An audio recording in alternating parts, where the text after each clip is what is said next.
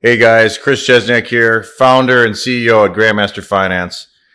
The other day I got an email from someone, and they said, what are the 5 steps if you could classify anything into what are the 5 steps you would say are the 5 main things that it would take to be successful in finance and F&I. And, that could be defined as many different things for certain individuals. Most traditional people that get into finance, their definition of success is performing their job at a high level and producing high numbers along the way. There's both sides. There's some people I've seen out there that produce high numbers and are horrible with other details of the job, meaning paperwork or anything that's, not related to numbers. Compliance, they're horrible with compliance. So the one definition that I can say first off, the definition of success as a finance professional is the ability to perform top performing numbers while also staying fully compliant and doing things ethical. And that as a whole is what makes a successful and being able to do it consistently too. That is what my definition of a successful finance person is.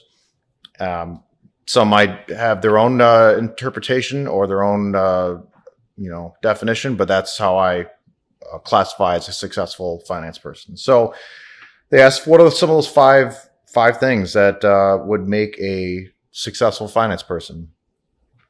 The number one thing that I can say of all the years of doing this is if I could go back to day one, the number one thing, if I could change anything I did, is to go back and focus on training and education in the finance field. Now, there's a lot of finance programs out there. Not going to mention any names, but a lot are either available directly through your dealership. Not going to say anything negatively about them at all. But I feel that outsourced training and education is very important in finding out who the best is out there and learning from the best, because it's going to be very difficult. There weren't things out there like this years ago where you could go and get online education like that. You had to basically stumble your way or find a mentor, find someone in a dealership, depending on the size of group you're in, to train you on how to do this. Or you had to trial and error your way and just pick up bits and pieces of stuff here and there that you hear along the way through the years, which is a very long road if you wanted to get to a certain level of success as quickly as possible. So the number one thing I can't emphasize enough is training education. I wish that what, is out there now with what we have here at Grandmaster, I wish this was available years ago when I first got into finance. It would have saved me years and years of trial and error and frustrations on knowing how to handle certain situations and knowing different tactics and techniques. And I can't emphasize that enough. It is extremely important. The second thing is that goes along with this is that I said to be successful is coachability. Now, when I say coachability, I mean that in a couple different ways. Obviously, it's to be coachable. It's to, take constructive feedback from either whether it be a customer or another manager or maybe another F&I person that was maybe more skilled than you, or depending on where your level is and everything like that, to always be open and receptive, to always take constructive criticism, to learn. You're going to make mistakes. Everyone does. No one's perfect. You're always going to have a situation that doesn't work out in your favor. But it's to learn from it. Learn from, let's say you had a particular customer that you couldn't close on a certain product, or you just couldn't overcome their objection. I always, after every deal I've ever done, I always look at if I looked at whether it went well or went bad. It doesn't really matter. I look at what went well, what went bad, what could have been done differently, and how can I improve going forward. And you're always going to have some things that are not in your control, whether it be a difficult customer or variables that are out of your. I'm talking about what is in your control, or what you could have done differently yourself, and how you handle that situation, or what you could have done to maybe close that customer that you might not have been able to do, or maybe you can get more product or more profit, or whatever the case is. So coachability is extremely, you never can know enough. You can never stop learning. This business changes a lot, and there's a lot of different things that will happen, over time. I mean, we use this COVID-19 example, how we've had to learn to adapt to these times based on the circumstances. No one's ever dealt with anything like this in their lifetime, or the majority of people haven't. So it's important to always be learning, always continue your education, learn and excel. And that's, you always keep evolving and staying on the top of your game. It's the ones that get to a certain point, they think they know it all when they really don't. And I don't care how good you are, you're going to have times where you're wrong, or you're going to have times where you mishandle something. It's part of life. But if you can keep that mindset, that's going to be a key thing that will help make sure that you're successful in finance. That is also, I just mentioned a very specific word that is also critical. And the third thing that I attest to success in finance is mindset. Your mindset is everything. How you go into the deal from the very beginning to the very end. You can't have, any kind of negative notion. You can't have any,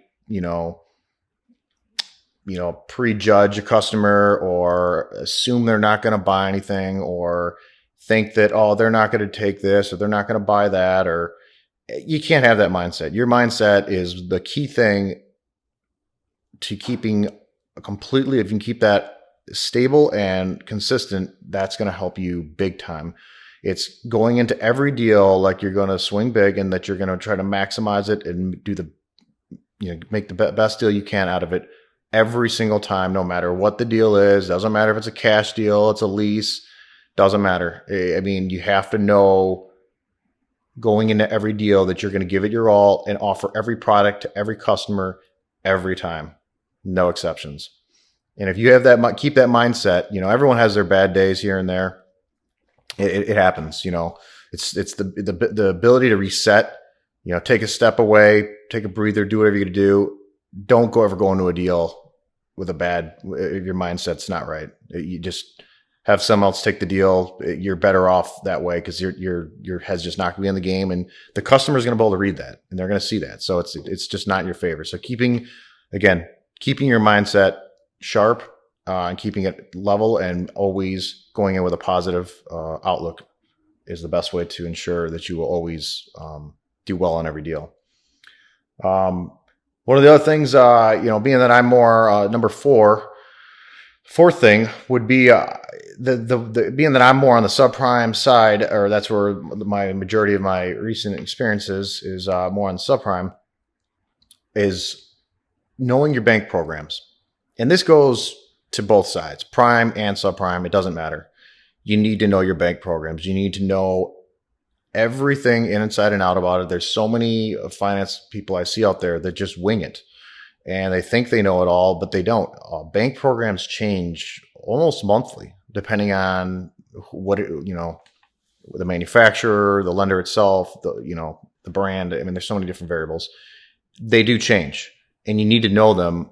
And the better you know them, because they all are different. Some banks you can mark things up with. Some you got to know certain back ends on what the caps are on certain lenders, what certain LTV caps are on certain lenders. If you don't know what anything I'm mentioning is, that's for you guys to look into our program at Grandmaster Finance, where we walk you through all what that terminology is. Only if you're experienced enough, you might know what I'm referring to. But it's knowing your bank programs, because the more you know them, the better you're going to be able to know how to apply which deal goes to which lender, and which lender you're able to maximize that deal to its fullest potential based on what's available. So, I mean, there's a lot of times where you don't know your programs, and you're contracting stuff, and you're selling something for way more than you can, or you're capped on a certain LTV and you don't know it, and the contract's coming back. I mean, it doesn't do you any good. So that I can't emphasize that enough, because I've seen it happen so many times over the years, where I see finance guys that are just struggling, where they just have contracts coming back, and they have to have customers come in and re-sign and so forth. And it's pointless. It's a waste of time if you just perfect have the proper knowledge on your bank programs, know exactly what you can offer and what you can do, it's going to save you headache and a whole lot of time. And it's extremely critical in my opinion. And then lastly, the biggest thing that I would say, I'm going to come back to it again, and that's training and education. I cannot emphasize that enough. Training and education is the most important thing, because I can tell you right now, the traditional training that may come with, maybe your dealership might offer some small training program. I'm not gonna talk negatively about anyone, because that's just not what I'm here for. I'm just trying to say that there is something out there that is better, and that will save you a lot. That will give you the ins and outs that a lot of training programs don't give you. They give you a lot of generic stuff, and they don't really give you anything that's really specific and specific tactics on how to close certain people, or how to, word tracks and different terminology to use, and how to approach different situations. And so I cannot emphasize that enough. Training and education is the most important thing. And it's something that even after you do once, it's an ongoing thing. Like I said, the business changes often and regularly, and it is what it is. It's the more you can stay up on it, the more tools you have in your arsenal, the more knowledge you have, the better you're going to be at your game, and you're going to be the MVP at your dealership. So those are the main things that I think are the key things to be successful in finance. The last, I'll make it unofficial fifth, and we can even call it a sixth if you want, is being compliant and ethical. I mean, that is extremely important. There's a lot of finance people out there that maybe get a bad rep, or they get a bad name for themselves because they do things that are not ethical or compliant with what is allowed or not allowed. So if you want to stay in the game long term, if you want to create a good reputation for yourself, and you want to not have to worry about any problems, you want to be able to stay in the game a long time and have a good reputation, just be compliant, stay reputable, and also be good with your paperwork. Be good with your paperwork. Make sure you dot your I's and cross your T's. You got all your paperwork in a line. Those are the main things that I say what make a successful finance person. Obviously there's a lot more to it in great detail, which we can go to. If you go to grandmasterfinance.com, on our program there, we outline all the details of what it takes to be a successful finance person in greater depth. So thanks, guys. Comment below. Any questions, just comment or direct message us at grandmasterfinance.com. I appreciate everything, and we look forward to talk to you guys on the next topic. Stay tuned.